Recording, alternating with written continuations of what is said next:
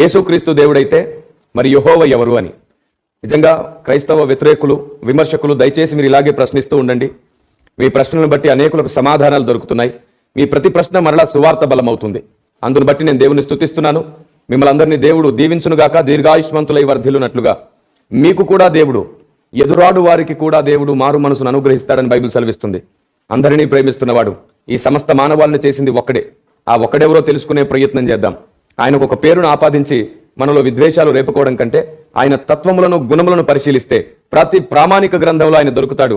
అప్పుడు అర్థమవుతుంది ఈ వసుదైక కుటుంబం అంతా ఆయన సంతానమేనని. ఇకపోతే ఈ ప్రశ్నకు సమాధానం తెలుసుకునే ప్రయత్నం చేద్దాం. యేసుక్రీస్తు దేవుడైతే మరి యెహోవా ఎవరు? ఈ ప్రశ్న యొక్క ఆంతర్యం ఏమిటంటే, యెహోవాయే దేవుడు అని మీ బైబిల్ గ్రంథంలో ప్రారంభంలో రాయబడింది పాత నిబంధనలో. మరలా మీరు కొత్తగా క్రీస్తు దేవుడు అని అంటున్నారు. మీరు ఒక దేవుడే ఉన్నాడని నమ్ముతున్నప్పుడు ఇప్పుడు ఇద్దరిని దేవుడని మీరు నమ్మినట్లే కదా. కాబట్టి యేసుక్రీస్తు దేవుడైతే యెహోవా ఎవరు?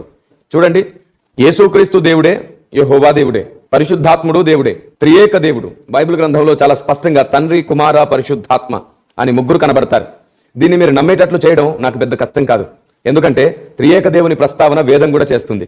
చాలా తొందరలో మీ ముందు పెడతాను. ఒక ప్రాముఖ్యమైన విషయం మీతో పంచుకోవాలి. తండ్రి దేవుడే, కుమారుడు దేవుడే, పరిశుద్ధాత్మ దేవుడే.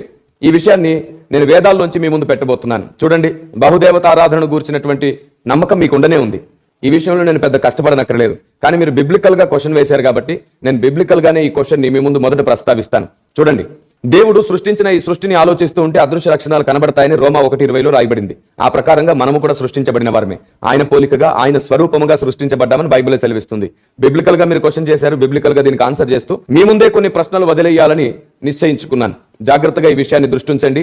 బైబిల్ గ్రంథం చాలా స్పష్టంగా చెబుతుంది. ఆ ప్రకారంగా సృష్టింపబడిన మనల్ని ఒకసారి ఆలోచిద్దాం. ప్రాణము, ఆత్మ, దేహము. ఇప్పుడు ఈ ప్రాణము, ఆత్మ, దేహంలో మీరెవరు అని అడిగితే మీరు ఏదో ఒక దానిని ఎంపిక చేసుకోవాల్సి వస్తుంది. ఆ ఎంపికలో ఏదో ఒక దాన్ని మీరు ఎంపిక చేస్తే తప్పవుతుంది. మూడింటిని కలిపి ఎంపిక చేస్తేనే మీరు ప్రాణము, ఆత్మ, దేహం. అలా మూడింటిని కలపకపోతే మీరు కాదు. కానీ మరొక విషయం ఏమిటంటే ఆ మూడు మీరే. మూడు ఒక్కరైనట్లుగానే తండ్రి, కుమారుడు, పరిశుద్ధాత్ముడు కూడా త్రియేక దేవుడు, మహాదేవుడు, సర్వోన్నతుడైన దేవుడు.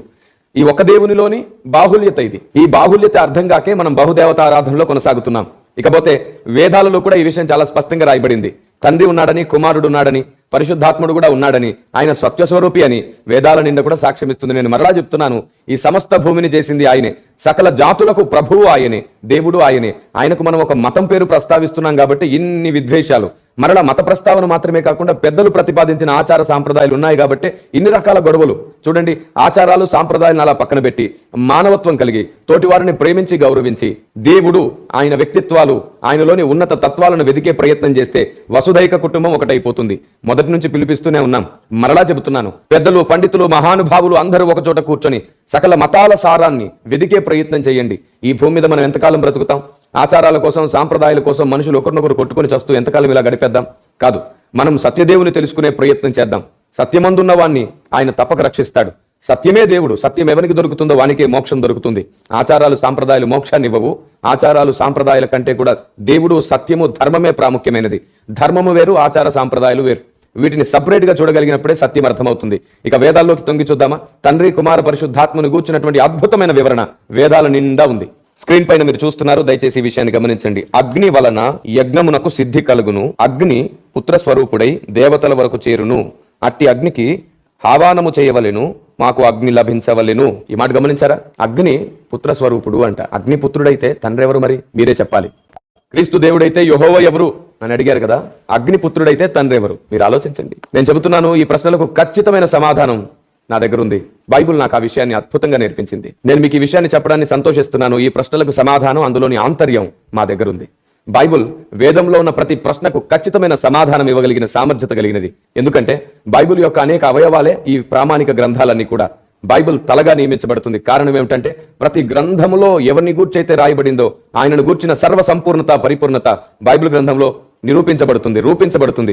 యథార్థంగా ఒక్కసారి బైబిల్ని చదివి చూడండి. యథార్థంగా ఒక్కసారి బైబిల్ని మీ విశ్వాసాలని, మీ నమ్మకాలతో పాటు పోల్చి చూడండి. మీకు సత్యదేవుడు దొరుకుతాడు. మీకే అర్థమవుతుంది. మనం ఆచారాలంటూ, సాంప్రదాయాలంటూ పెద్దలను ఎక్కువగా అభిమానిస్తూ, ప్రేమిస్తూ అందరినీ సృష్టించిన ఆయన్ని ప్రేమించడం మానేస్తున్నాం. ఆయన ఒక్కడై ఉన్నాడన్న సంగతిని దృష్టిలో పెట్టుకుని ఆయన ఒక్కసారి వెతకడం ప్రారంభించండి. వేదం వెలుగై మీకు ఆధారం చూపిస్తుంది. వేదములో ఉన్న సత్యదేవుడు అందరికీ దొరుకుతాడు. ఇకపోతే ఈ విషయాన్ని చెప్పండి. అగ్నేపుత్రుడైతే మరి తండ్రి ఎవరు? దీని గురించి వేదం ఇలా సెలవిస్తుంది. చూడండి, అధర్వణ వేదంలో 4వ కాండ 1వ అనువాకం 1వ సూక్తం 2వ మంత్రంలో రాయబడిన మాటను మేము ముందు చదువుతున్నాను. స్క్రీన్ పైన మీకు కనబడుతుంది, దయచేసి మీరు చదివే ప్రయత్నం కూడా చేయండి. ఈ సమస్త సృష్టిని రచించిన వాడు ప్రజాపతి, అతడు తండ్రి అగుచున్నాడు, అతని నుండి నాదం ఆవిర్భవించినది. మాట గమనించారా?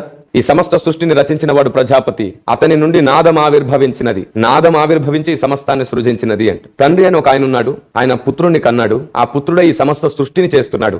మీరు చెప్పండి, సృష్టిని చేసిన వాణ్ణి దేవుడు అందామా లేదా? సృష్టికర్త అందామా లేదా? కాబట్టి తండ్రి అయిన దేవుడు కుమారుని ద్వారా ఈ సమస్త సృష్టిని చేశాడు. హెబ్రీ పత్రిక 1వ అధ్యాయం 2-3 వచనాల్లోను, 11వ అధ్యాయం 3వ వచనంలోను కుమారుని ద్వారా ఈ సమస్త ప్రపంచములు నిర్మించబడ్డాయని రాయబడింది. కాబట్టి తండ్రి అయిన దేవుడు కుమారుని కని ఆయన ద్వారా ఈ సమస్తాన్ని సృజింపజేశాడు.